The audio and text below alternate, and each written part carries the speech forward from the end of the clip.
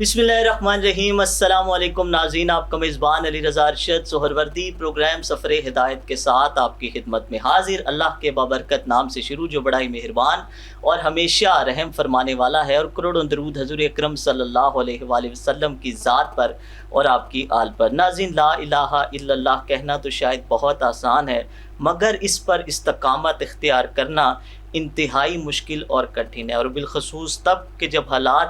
ایسے ہوں کہ ایک ظالم، ایک جابر حکمران تخت پر مسلط ہو جائے، امر بالمعروف و نہی عن المنکر کی آواز اٹھانے والا کوئی موجود نہ ہو، تب کون اٹھے گا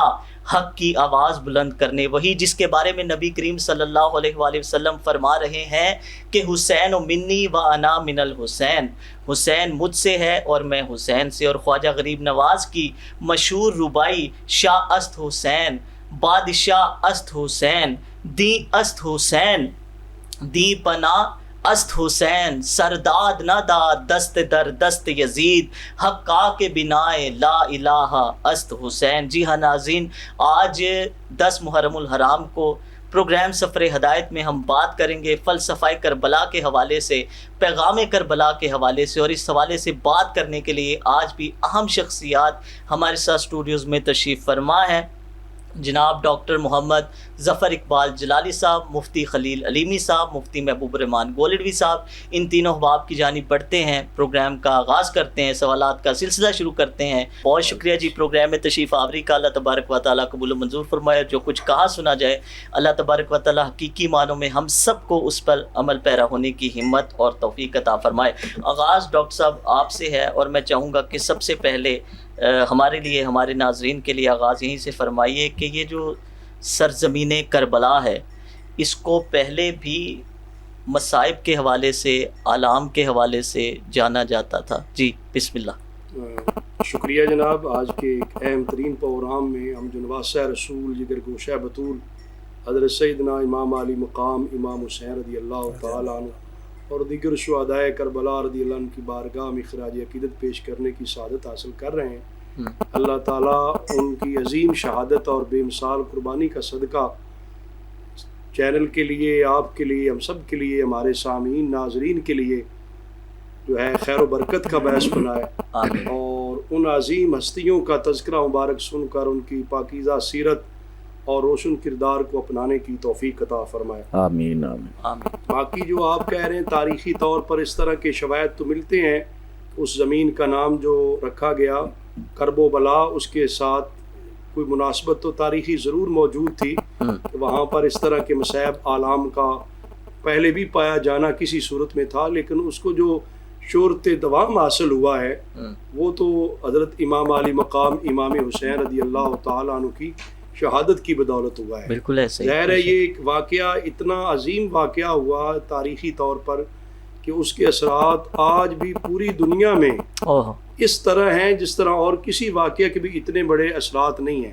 حقیقت ہے کہ خاندان رسول صلی اللہ علیہ وسلم کے چشم و چراغ تھے، جنتی جوانوں کے سردار تھے،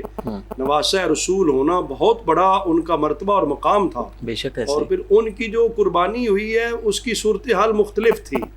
ایک آدمی قربانی دے دیتا ہے وہ اور طرح کی ہوتی ہے، اکیلے میں ہوتا ہے، اب بال بچوں کے ساتھ ہونا، گھر میں ہو، اپنے گاؤں میں ہو، اپنے شہر میں ہو تو اور صورت ہوتی ہے، سفر کی حالت میں تو اور ہوتی ہے۔ اور جو حالات بنا دیے گئے یزیدی حکومت اور ان کے کارندوں کی طرف سے اس طرح کی عظیم ہستی کے لیے بہت ساری مشکلات کھڑی کر دی گئی، اور آپ جو ہے پھر اتنے بڑے نانے کے نواسے ہونا، اتنے بڑے ماں باپ کے فرزند ہونا، اس وجہ سے آپ کے کندھوں پر ذمہ داری بھی بہت بڑی تھی، جس بنا پر آپ کو وہاں جانا بھی پڑا ایک حجت تمام کرنے کے لیے، اسلام کی سربلندی کے لیے۔ بالکل صحیح۔ اگر آپ اتنے مشکل حالات میں یہ فیصلہ نہ کرتے، وہاں تشریف نہ لے جاتے، تو آنے والے دور میں قیامت تک کے لوگوں کے لیے یہ راستہ نکل جاتا کہ کوئی ضروری بھی نہیں ہوتا حق کا پیغام دینا، باطل کے سامنے کھڑے ہونا، استقامت اختیار کرنا، یعنی نواسہ رسول کے عمل مبارک کو حجت بنا کے لوگ کہتے گزارا بھی کیا جا سکتا ہے، سیکنڈ آپشن بھی ہے، لیکن آپ نے جو کیا وہ تو گویا کہ دین اسلام کو سربلند رکھنے کے لیے، گلشن اسلام کو پھولا پھلا رکھنے کے لیے قیامت تک آپ کی قربانی ضروری تھی۔ بالکل صحیح ہے۔ مفتی خلیل علیمی صاحب، محرم الحرام 10 محرم 61 ہجری آج کا دن. اچھا آج بھی دیکھیں کہ جمعۃ المبارک ہے، جمعے کا دن ہے، اور کہا جاتا ہے کہ 61 ہجری میں بھی 10 محرم الحرام جب یہ واقعہ رونما ہوا اس دن بھی جمعے کا دن تھا. جی بسم اللہ. بسم اللہ الرحمن الرحیم. جی ہاں، آپ کا اشارہ جو ہے وہ 10 محرم الحرام کی تاریخی جو اس کی فضیلت اور اہمیت رہی ہے میرا خیال ہے اس طرف ہے. تو بالکل واقعہ کربلا سے پہلے بھی 10 محرم الحرام کی بڑی فضیلت رہی ہے، اور اس دن بڑے بڑے اہم واقعات جو ہے وہ رونما ہوئے ہیں. اور حضرت موسیٰ علیہ الصلاۃ والسلام اور آپ کی قوم یعنی بنی اسرائیل کو فرعون کے مظالم سے نجات بھی اسی دن ملی ہے. اور تاریخی طور پر حدیث میں بھی آتا ہے کہ رسول پاک صلی اللہ تعالیٰ علیہ وسلم نے دیکھا ہے کہ یہود جو ہیں وہ 10 محرم کو بڑی اہمیت دیتے ہیں اور اس دن روزہ بھی رکھا کرتے ہیں. اور رسول پاک صلی اللہ تعالیٰ علیہ وسلم نے اہل اسلام کو، اپنی امت کو یہ حکم فرمایا ہے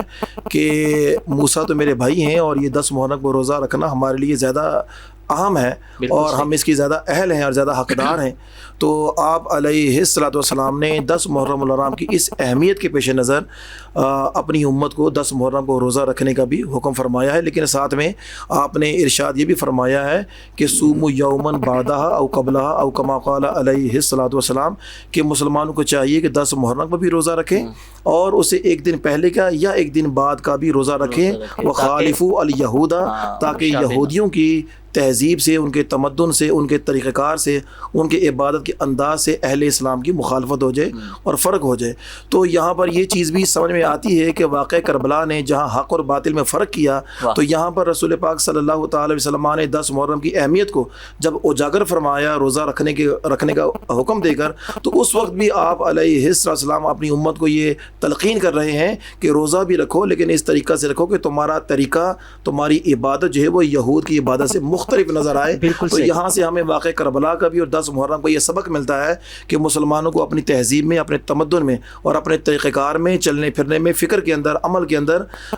جو یہود ہیں یا اسلام دشمن طاقتیں ہیں، ہمیں ان سے اپنے آپ کو ممتاز اور مختلف اور جداگانہ اپنا تشخص کو قائم رکھنا ہے، جو کہ واقع کربلا کے اہم اسباق میں سے ایک سبق بھی ہے. بالکل صحیح ہے. مفتی محبوب الرحمان صاحب، حسین و منی و انا من الحسین، ویسے تو پورا سال ہی جب بھی اہل بیت اطہار علیہ السلام کا ذکر کیا جاتا ہے، پنجتن پاک کا ذکر کیا جاتا ہے، نبی کے گھرانے کا ذکر کیا جاتا ہے، یہ حدیث مبارکہ جو ہے وہ اکثر کوٹ کی جاتی ہے. لیکن آج 10 محرم کے دن جب اس حدیث کو بیان کرتے ہیں یا سنتے ہیں تو کیفیات کیا ہوتی ہیں؟ جی بسم اللہ. بسم اللہ والحمد للہ والصلاۃ والسلام علی رسول اللہ. نبی کریم صلی اللہ تعالیٰ علیہ وبارک وسلم کا یہ فرمان عالی شان کہ حسین منی و انا من الحسین، حسین مجھ سے ہے اور میں حسین سے ہوں. یہ نبی پاک صلی اللہ تعالیٰ علیہ وبارک وسلم کی کمال محبت حضرت امام علی مقام امام حسین علیہ السلام کے لیے، اور دوسرا دنیا کو یہ بتانے کے لیے کہ امام علی مقام امام حسین علیہ السلام کا مقام و مرتبہ کیا ہے. سبحان اللہ. یہ بات تو ہر آدمی آسانی کے ساتھ سمجھ جاتا ہے کہ آقا علیہ السلام نے فرمایا حسین منی، حسین مجھ سے ہے. بے شک اولاد جو ہوتی ہے وہ اپنے بزرگوں کے ہی اس نسب میں آتی ہے، انہیں اجداد سے ہوتی ہے. ٹھیک ہے. تو یہ تو ہر آدمی سمجھ سکتا ہے کہ حسین نبی پاک صلی اللہ تعالیٰ علیہ وبارک وسلم سے ہیں، اور آقا علیہ السلام نے فرمایا سیدہ کائنات کی جو اولاد ہے وہ میں محمد مصطفیٰ صلی اللہ تعالیٰ علیہ وبارک وسلم کی اولاد ہے، اور حضور نے فرمایا میں ان کا باپ بھی ہوں، ان کا اسبا بھی ہوں. واہ واہ. یہ بات تو سمجھ آتی ہے کہ امام علی مقام نبی پاک صلی اللہ تعالیٰ علیہ وبارک وسلم سے ہیں. لیکن یہ دوسرا جو جملہ ہے نا، وَأَنَا مِنَ الْحُسَيْن، میں حسین سے ہوں، اس کو سمجھنے کے لیے اس بات کا سمجھنا ضروری ہے کہ نبی پاک صلی اللہ تعالیٰ علیہ وبارک وسلم جن کو خالق کائنات نے تمام انبیاء و رسل اور تمام کائنات سے افضل و اعلیٰ مقام عطا فرمایا ہے، اور نبی پاک صلی اللہ تعالیٰ علیہ وبارک وسلم کے لیے کوئی اعزاز جس کو عزت، شرف اور تعظیم کا لبادہ حاصل ہو، وہ نبی پاک صلی اللہ تعالیٰ علیہ وبارک وسلم کے لیے نہ ہو، ایسا ہو نہیں سکتا۔ اسی لیے تاجدار بریلوی علیہ رحمہ آپ فرماتے ہیں تیرے تو وصف عیب تناہی سے ہیں بری، حیران ہوں میرے شاہ کہ کیا کیا کہوں تجھے۔ تو آقا علیہ الصلوۃ والسلام کے جو اوصاف ہیں وہ انتہا کو پہنچنے والے ہی نہیں ہیں، اور ان میں سے اگر کوئی وصف نبی پاک صلی اللہ تعالیٰ علیہ وبارک وسلم کے لیے نہ ہو تو پھر اس کو نقص یا عیب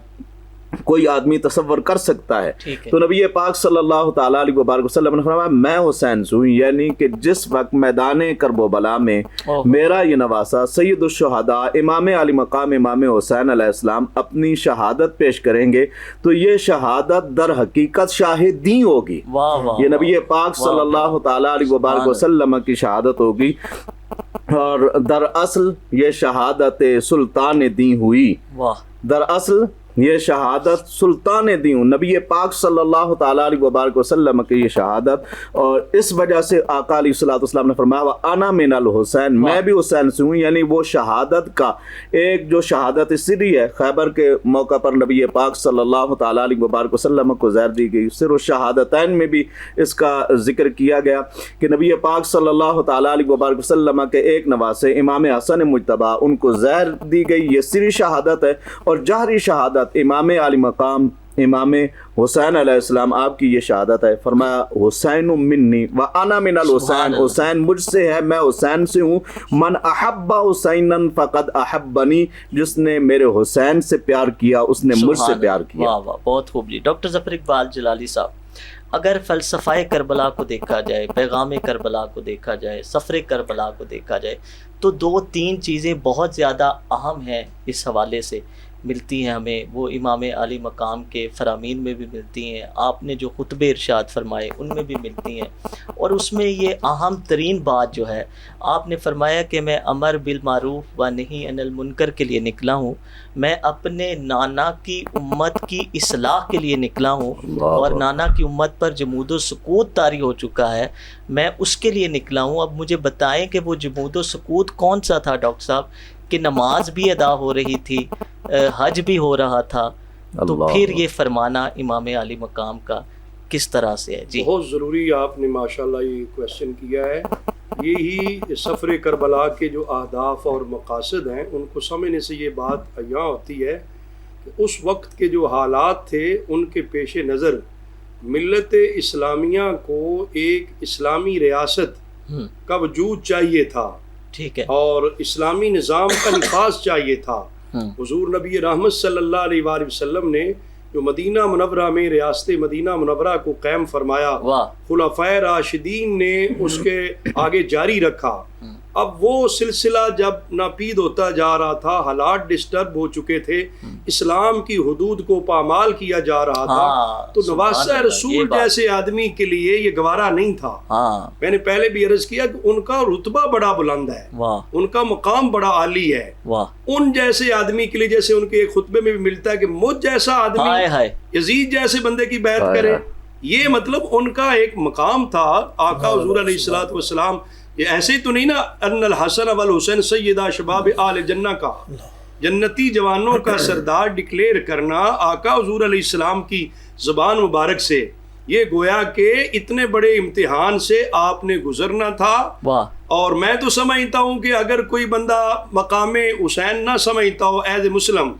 صرف کربلا کا سفر اور کردار اور ان کی استقامت، جرأت، ہمت، اس کو صرف سن لینا، کوئی بھی ہو نان مسلم وہ بھی اس نتیجے پہ پہنچے گا ان جیسا کوئی نہیں۔ یہ حضرت امام علی مقام کا کردار تھا۔ عام بندے کے لیے کوئی نہیں ہے کہ اگر اس کو یہاں پہ نہیں مطلب ہے کام کر، اس نے نماز پڑھنی تو اندر پڑھ لے، لیکن امام حسین رضی اللہ تعالیٰ کہ یہ مسئلہ نہیں تھا۔ آپ کے سامنے نبی پاک صلی اللہ علیہ وسلم کا ایک دینی سسٹم تھا، ایک ریاست کا اسلامی ہونا تھا، جو خلافت راشدہ کا نظام تھا۔ اب وہ اسلامی نظام کے لیے آپ کو جب خطوط لکھے جا رہے تھے، بلایا جا رہا تھا، بعض لوگوں کی رائے ہے نا تو کہ بعض صحابہ اکرام نے بھی آپ کو منع کیا، روکا کہ وہاں کے حالات کشیدہ ہو سکتے ہیں،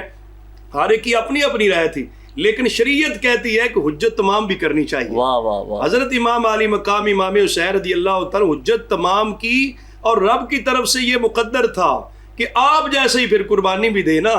جس کو حضور نے اپنا بیٹا کہا، اپنا پھول کہا اور جنتی جوانوں کا سردار کہا، اپنی خود تربیت کی، پرورش کی، کندھوں پہ بٹھایا، اس سے قربانی لیجیے تاکہ آنے والے لوگ جو دین کا کام کریں، اسلام پہ چلنے والے لوگوں کے لیے ایک مشعل راہ بن جائے، ایک راستہ بن جائے کہ انہوں نے اتنی بڑی قربانی دی ہے، ہم بھی دین اسلام کے لیے قربانی دیں۔ اور ڈاکٹر صاحب پھر یہ ہونا ہی تھا نا کہ غریب و سادہ اور رنگین ہے داستان حرم، نہایت اس کی حسین ابتدا اسماعیل۔ یہ خاندان نبوت ہے، حضور علیہ السلام کے جد اعلیٰ سے یہ سلسلہ چلتا اور یہ تو وہ فدیہ تھا کہ جو قربانی کی صورت میں پورا ہونا تھا۔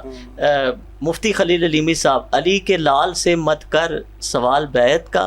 یزید ہوش میں آ سامنا حسین سے، اور سرکار دو عالم صلی اللہ علیہ وآلہ وسلم آپ نے یہ بھی فرمایا نا کہ حسین میری جرت اور سخا ہے۔ جی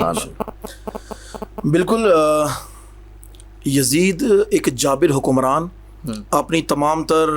باطل قوت کے ساتھ ظاہر ہوا اور امام علی مقام رضی اللہ تعالی عنہ پر حملہ آور ہوا، آپ کو چیلنج کیا، اور امام علی مقام رضی اللہ تعالی عنہ یقیناً جیسا کہ ڈاکٹر صاحب نے ذکر کیا، جیسی ان کی شان رسول پاک صلی اللہ تعالی وسلم نے بیان فرمائی ہے، یقیناً آپ کی ذمہ داریاں بھی ویسے ہی تھیں۔ تو اس جابر حکمران کے سامنے جب اس نے للکارا تو آپ کے سامنے دو ہی راستے تھے کہ یا تو آپ رخصت اختیار کر لیتے یا پر عظیمت کی طرف چلتے،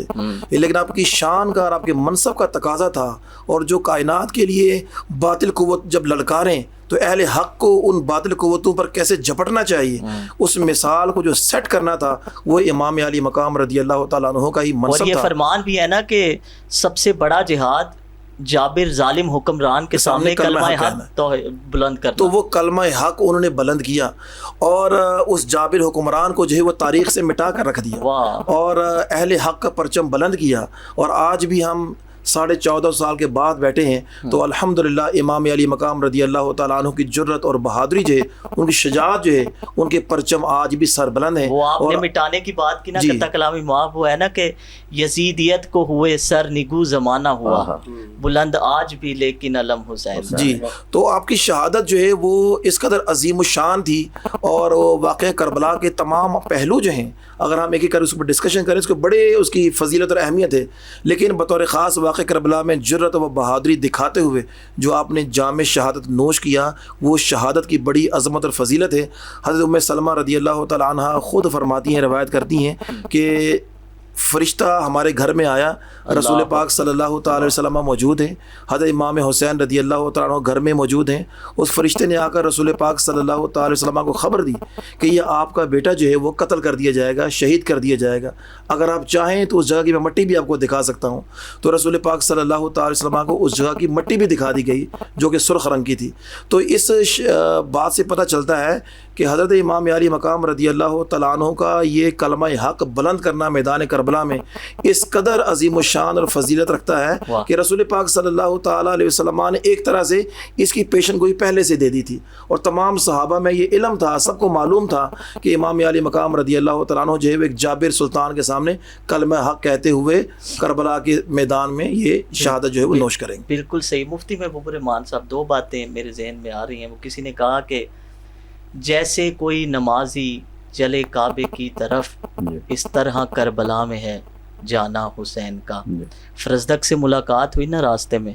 تو وہ کہنے لگا کہ ساری دنیا جو ہے وہ کعبے کی طرف آ رہی ہے، آپ کعبہ چھوڑ کر جا رہے ہیں۔ تو پھر اس کے جو الفاظ ہیں فرزدق کے ہمیں تاریخ میں ملتے ہیں، وہ بھی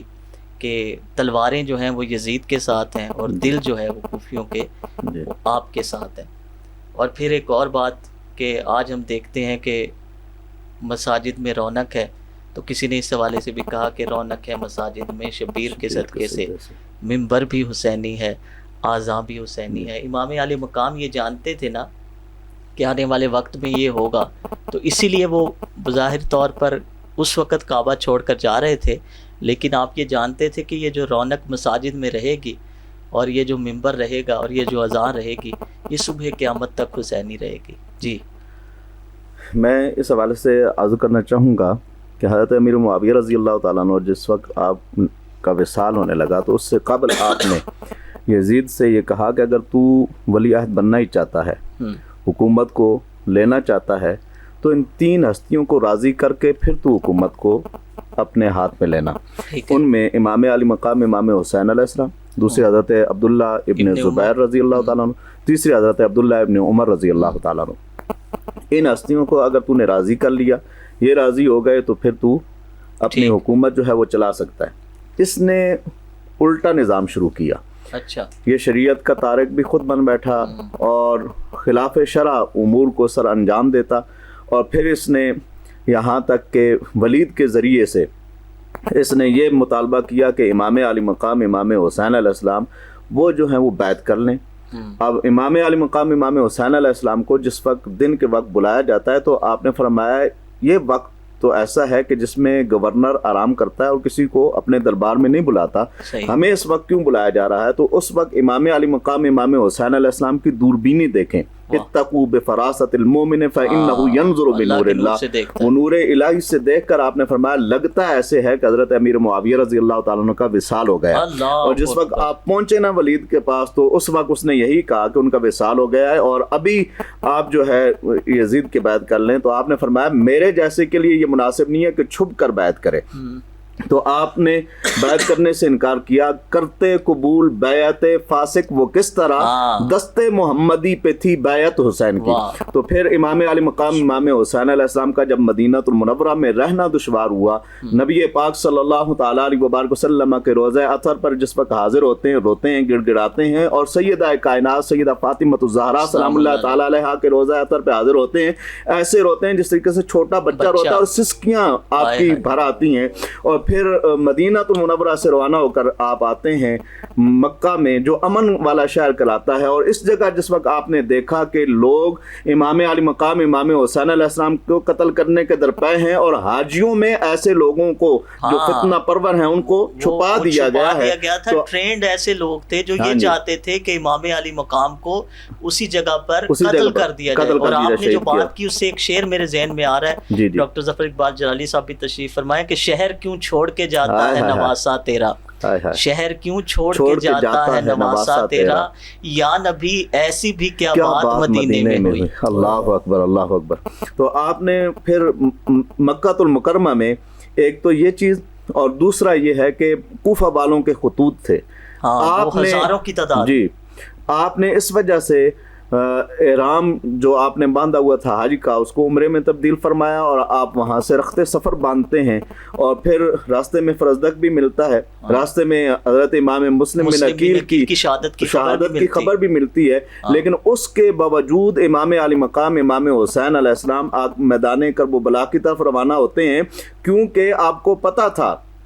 کہ آج اگر میں نہ گیا میدان کربلا کے اندر تو یزید جیسے نظریہ رکھنے والے بعد میں بھی جس وقت لوگ آئیں گے تو اس وقت یزیدیت کو قبول کرتے رہیں گے، اور آج اگر میں چلا گیا تو قیامت تک لوگوں کے دلوں میں حسینیت اور میرا جو وقار ہے ان کے دلوں میں ہمیشہ کے لیے رہے گا۔ اور امام علی مقام امام حسین علیہ السلام نے اپنا جو درس تھا وہ اپنے عمل کے ذریعے سے لوگوں کے سامنے ظاہر کیا، اور جیسا کہ آپ کہہ رہے تھے کہ اذان بھی حسینی، ممبر بھی حسینی، اس طریقے سے ایک اور شاعر ہے وہ کہتا ہے کہ حقیقت میں کوئی بھی زیر کر سکتا نہیں ان کو، مساجد پر مدارس پر شہ کربل کا سایہ ہے۔ سبحان اللہ، ان کی عزت کو گھٹا سکتا نہیں کوئی یزید، سر پہ جو چادر تطہیر لیے بیٹھے ہیں۔ ڈاکٹر صاحب آپ کچھ ایڈ کرنا چاہتے ہیں جلدی سے، پھر میں کلام بھی شامل کرنا ہے۔ ماشاءاللہ، حضرت امام علی مقام امام حسین رضی اللہ تعالی عنہ کی قربانی سے اسلام کو زندگی ملی ہے۔ بے شک کہتے ہیں قتل حسین اصل میں مرگ یزید ہے۔ اسلام زندہ ہوتا ہے ہر کربلا کے بعد، یہ قیامت تک کے آنے والے مسلمانوں کے لیے ہے نا۔ ہم مسلمان ہیں تو اللہ رسول کے احکام پر کتنا عمل کرتے ہیں، خواہ وہ کوئی ارباب اقتدار سے ہو، عوام سے ہو، رعایا سے ہو، کوئی بھی مسلمان ہے، ہر گھر کے اندر ہی کربلا ہے، ہر جگہ پہ کربلا ہے۔ یعنی جہاں پہ رکاوٹیں ہیں اسلام پر عمل کرنے میں، اسلامی تعلیمات پہ عمل کرنے میں، باطل جو ہے وہ سامنے ہے، تو اس ٹائم کیا کرنا ہے؟ اس ہر مسلمان کے لیے امتحان ہے، اور اس کے سامنے پھر حضرت امام علی مقام امام حسین رضی اللہ تعالیٰ کا عظیم کردار سامنے ہے۔ سبحان اللہ، کہ آپ جیسی ہستی نے جب اتنی مشکلات برداشت کر لی، مصائب و آلام گوارا کر لیے، اپنی آنکھوں کے سامنے اپنے شہزادوں کی شہادت قبول کر لی، خود جامع شہادت نوش کر کے دنیا والوں کو بتا دیا کہ اسلام جو ہے نا اس کا جھنڈا بلندی رکھنا ہے، باطل کے سامنے جھک نہیں سکتا، شاہ است حسین پادشاہ است حسین دین است حسین دین پناہ است حسین سر داد نہ داد دست در دست یزید حقہ کے بنائے لا الہ است حسین. خلیل علیمی صاحب، میں ایک شعر آ رہا ہے، پھر میرے ذہن میں کلام شامل کرنے سے پہلے میں چاہوں گا کہ آپ بھی اس حوالے سے فرما دیں. وہ ایک بڑی مختلف بات کسی نے کی، کہا کہ کروڑوں سر ہیں نمازیں جنہیں بچاتی ہیں، کروڑوں سر ہیں نمازیں جنہیں بچاتی ہیں، نماز کو جو بچا لے وہ سر حسین کا. سبحان اللہ. بالکل امام علی مقام رضی اللہ تعالیٰ کی جو شہادت بالکل ایسی عظیم الشان شہادت ہے کہ ان کی وجہ سے اسلام بچا ہے اور ایمان بچا ہے، اور آج ہمارے پاس جو قرآن محفوظ حالت میں موجود ہے، احادیث مبارکہ موجود ہیں، اور یہ دین کا نظام، ہماری سیاست، ہماری معیشت میں جو اسلامی رنگ موجود ہے، اگرچہ اس میں بھی کافی کمیاں بیشیاں ہیں، لیکن بہرحال مور اور لیس جو کچھ بھی ہمارے پاس اسلام کا سرمایہ موجود ہے، یہ سارا کا سارا امام علی مقام رضی اللہ تعالیٰ کی عظیم شہادت کا صدقہ ہے. اور اگر وہ شہادت نہ ہوتی تو یزید جس راستے پر چل پڑا تھا، اسلام کو جو وہ تباہی اور بربادی کے راستے پر چل پڑا تھا، ہو سکتا ہے کہ یہ اسلام ہم تک ایسے نہ پہنچتا اور ملوکیت اور یزید کا طرز حکمرانی کو لوگ اسلام سمجھ بیٹھتے بعد میں، اگر وہ ایسی شہادت نہ دیتے. وہ ایک سجدے سے ایک اور بات ذہن میں آ رہی ہے میرے ڈاکٹر صاحب، وہ افتخار عارف صاحب نے شاید کہا کہ وہ جو ایک سجدہ علی کا بچ رہا تھا وقت فجر، مولا علی نے ایک سجدہ کیا نا، تو دوسری میں ضرب آپ کو سر اٹھانے پہ، وہ جو ایک سجدہ علی کا بچ رہا تھا وقت فجر، فاطمہ کا لال شاید اب اسی سجدے میں ہے. کہ وہ جو آخری سجدہ امام علی مقام کا اور ایک سجدہ مولا علی کا، اس میں مماثلت کس طرح سے شاعر نے بیان کی. تو یہ جو شہادت ہے اس کی وجہ سے اسلام بچا ہے، اور اسلام ہمارے پاس محفوظ حالت میں موجود ہے. تاریخ کے اندر ہمارے جتنے بھی فلسفی اور مفکرین گزرے ہیں،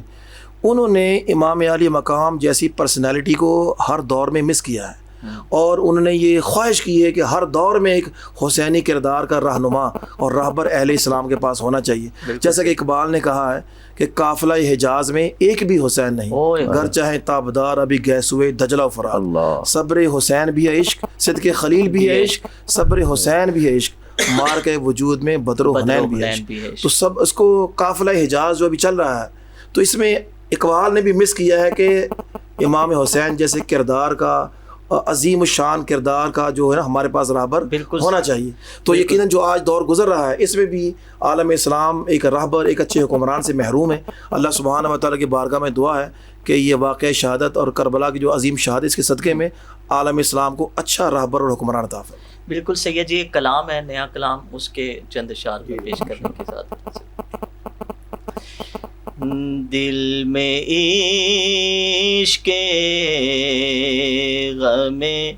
شبیر لیے بیٹھے ہیں، دل میں عشق غم، دل میں عشق غم شبیر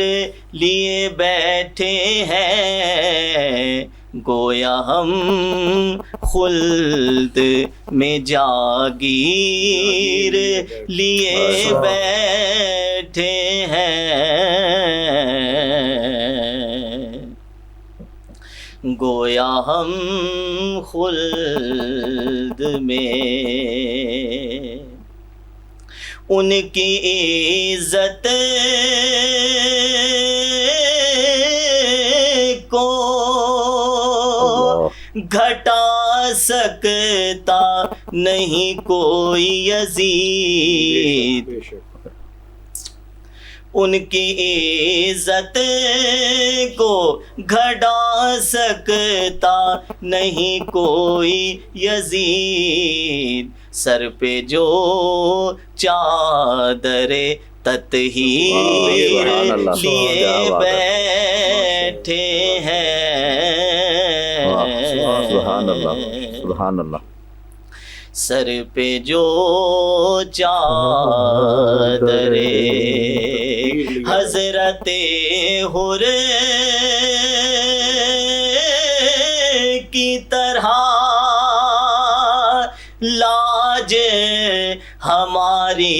رکھنا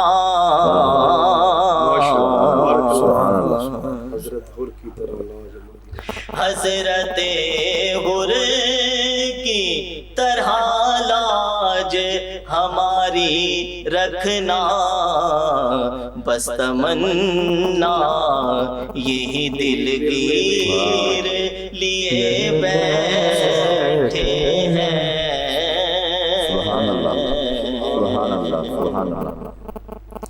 بس تمنا یہی اپنے شیروں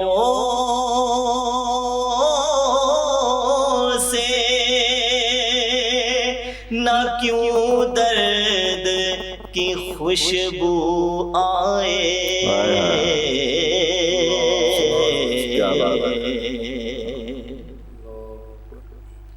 اپنے شیروں سے نہ کیوں درد کی خوشبو آئے خاک کربل سے جو تاثیر لیے بیٹھے ہیں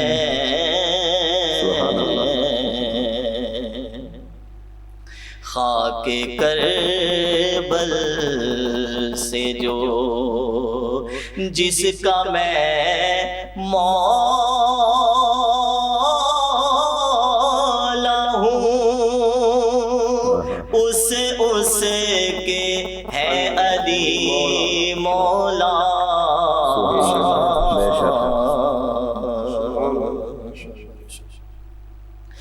جس کا میں مولا ہوں اس کے ہے علی مولا ہم محمد سے یہ تحریر لیے بیٹھے ہیں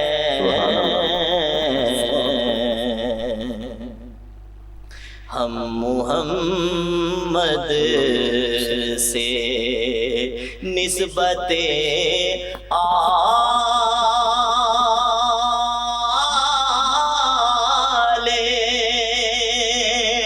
نبی کافی ہے ہم کو الطاف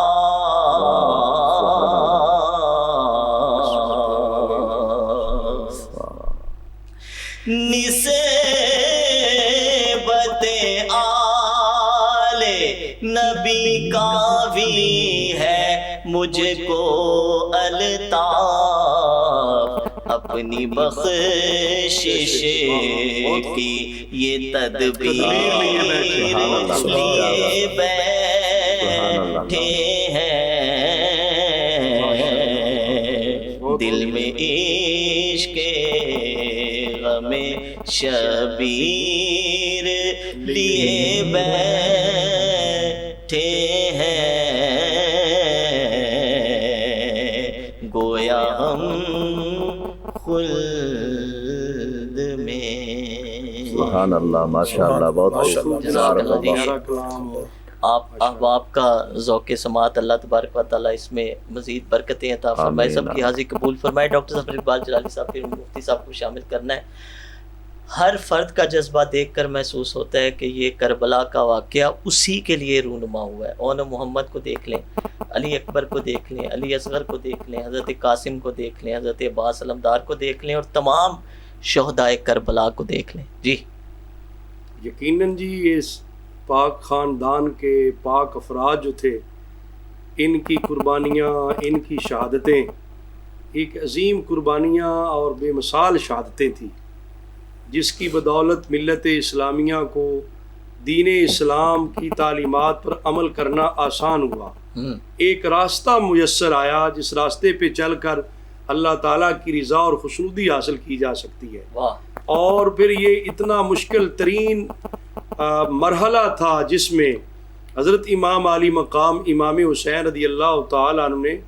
اللہ تعالیٰ کی رضا اور خوشنودی کے لیے یہ قربانی پیش کی کہ اگر جو ہے وہ حضرت سیدنا علی اصغر رضی اللہ تعالیٰ کی قربانی پہ اللہ تعالیٰ راضی ہے تو یہ قربان ہے. حضرت سیدنا امام علی اکبر رضی اللہ تعالیٰ قربانی پہ رب راضی ہے تو یہ پیش ہے. حضرت قاسم کی جوانی پہ جو ہے اس پہ رب تعالیٰ کی رضا ملی یہ پیش ہے. یعنی ان لوگوں کی اپنی نفسانی خواہش نہیں تھی. یہ فرق ہے عام لوگوں میں اور ان پاک تینت لوگوں میں. وہ بے لوث تینت تھی نا, خون رسول تھا. ان کی ایک اپنی مقام اور مرتبہ ہے نا, جن کے بارے میں حضرت مولانا حسن رضا خان بریلوی رحمۃ اللہ علیہ فرماتے ہیں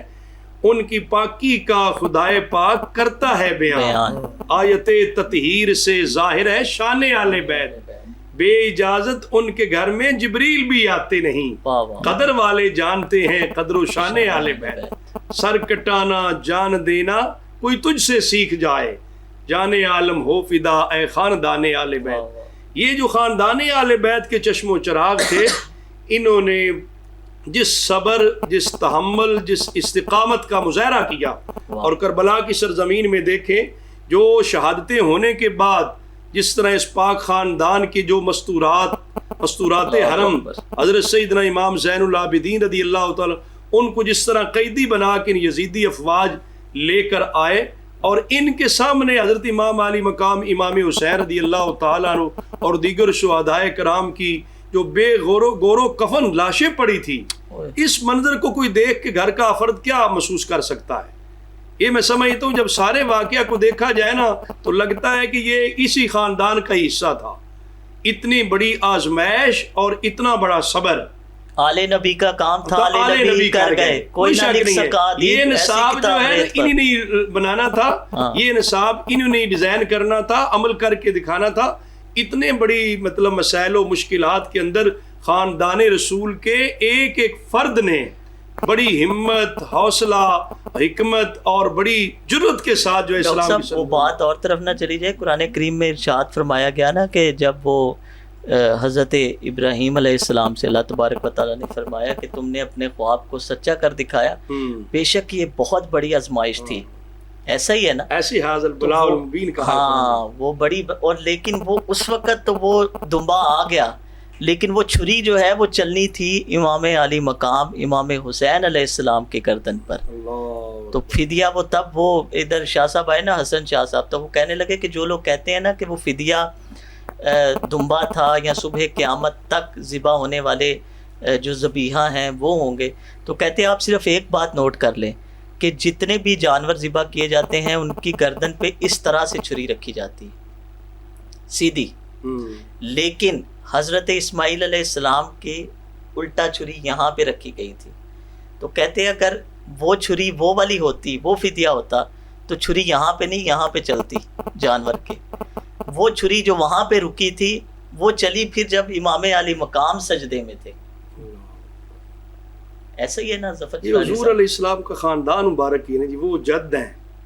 یہ آگے اولاد ہے. اللہ تعالیٰ نے اسی خاندان کو جو حضرت ابراہیم علیہ السلام کا خاندان ہے وہ مطلب ہے خلیل اللہ ہیں, اور ان کی شان ہے حضور علیہ السلام کے وہ جد بنتے ہیں نا.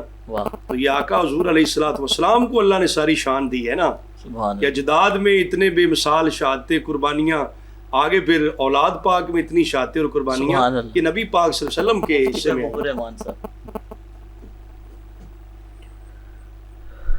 نواسۂ رسول امام علی مقام امام حسین علیہ السلام, آپ کے سجدے کے حوالے سے گفتگو ہو رہی تھی. اگر کوئی آدمی ہمارے جیسا گناہگار سیاکار ہو, وہ اگر سجدے میں جاتا ہے تو نبی پاک صلی اللہ تعالیٰ علیہ وبارک وسلم کا فرمان عالی شان ہے, من سجد للہ سجدۃ رفعہ اللہ درجۃ فی الجنہ. جو آدمی اللہ کی رضا کی خاطر ایک سجدہ کرے, اللہ اس کے کئی درجے جنت میں بلند فرما دیتا ہے. تو نواسۂ رسول امام علی مقام امام حسین علیہ السلام, آپ نے وہ سجدہ کیا جس کی وجہ سے سجدے کی آبرو بچی. اللہ اللہ تیرا سجدہ اے شبیہ مصطفیٰ, جیسے خود ذات پیمبر ہو بہو سجدے میں ہے. اور پھر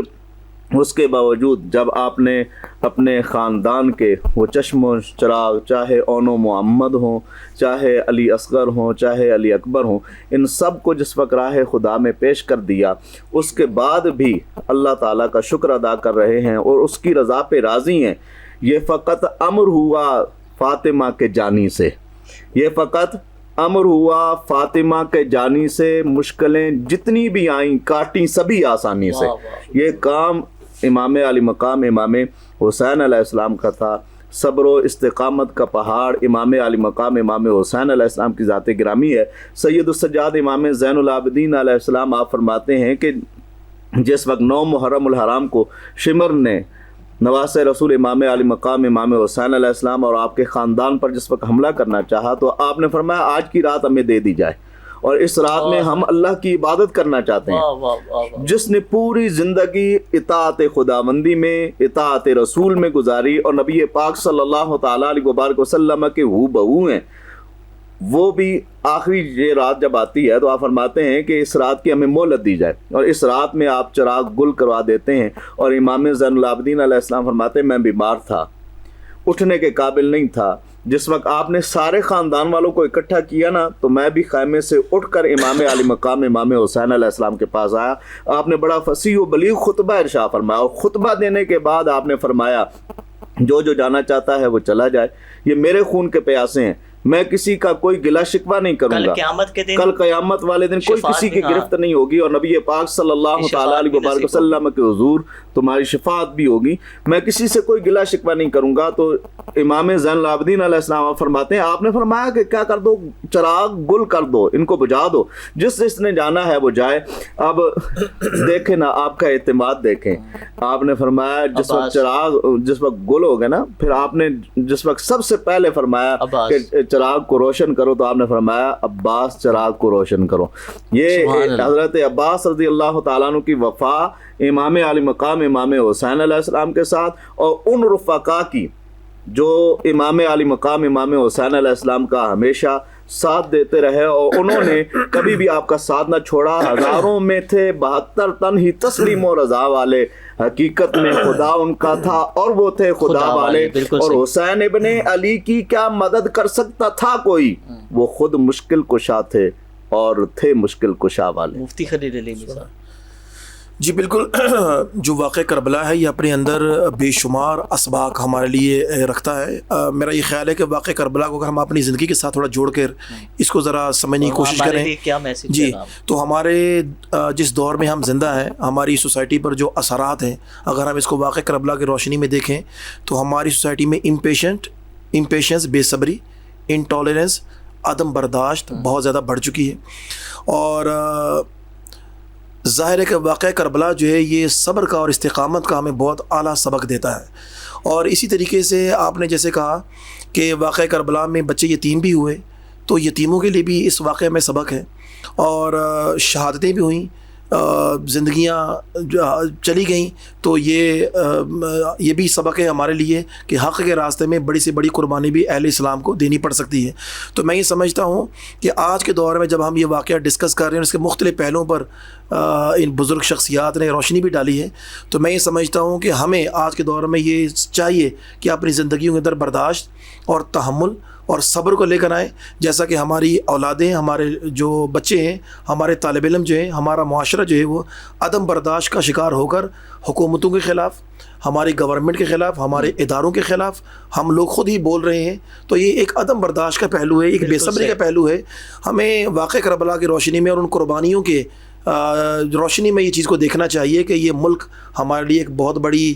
اہمیت، ایک نعمت ہے، خدا کی دی نعمت ہے. اور اس ملک کی فوج بھی ہمارے لیے ایک بہت بڑی نعمت ہے. خدا تعالیٰ نے ایک طاقتور فوج ہمیں عطا فرمائی ہے. تو ہمارے ملک میں مختلف علاقوں میں جو شورشیں برپا ہیں تو میں ان تمام مسلمان بھائیوں سے یہ ریکویسٹ کروں گا کہ واقعہ کربلا کی روشنی میں ہم سب کو اتحاد کا اور اخوت کا اور برداشت کا اور صبر کا دامن تھام کر اپنے مسلمان حکومت کے ساتھ اور اپنے اداروں کے ساتھ مل کر کھڑا ہونا چاہیے تاکہ اس مشکل دور میں ہم جو ہے وہ پاکستان کو اگلی منزل کی طرف لے جا سکیں اور وہ نقصان نہ ہو جو واقعہ کربلا میں مسلمانوں نے اٹھایا ہے. بالکل صحیح ہے جی. ڈاکٹر صاحب آپ کا میں لینے سے پہلے کمنٹس لینے سے پہلے صرف ایک شعر ہے وہ میں آج کے دن کے حساب سے وہ پیش کر دیتا ہوں اور ساتھ آپ کے کمنٹس ہوں گے اور اسی پہ انشاءاللہ ہمارے پروگرام کا اختتام ہوگا.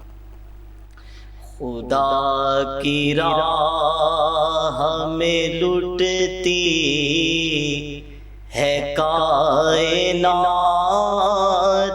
حسین، خدا کی راہ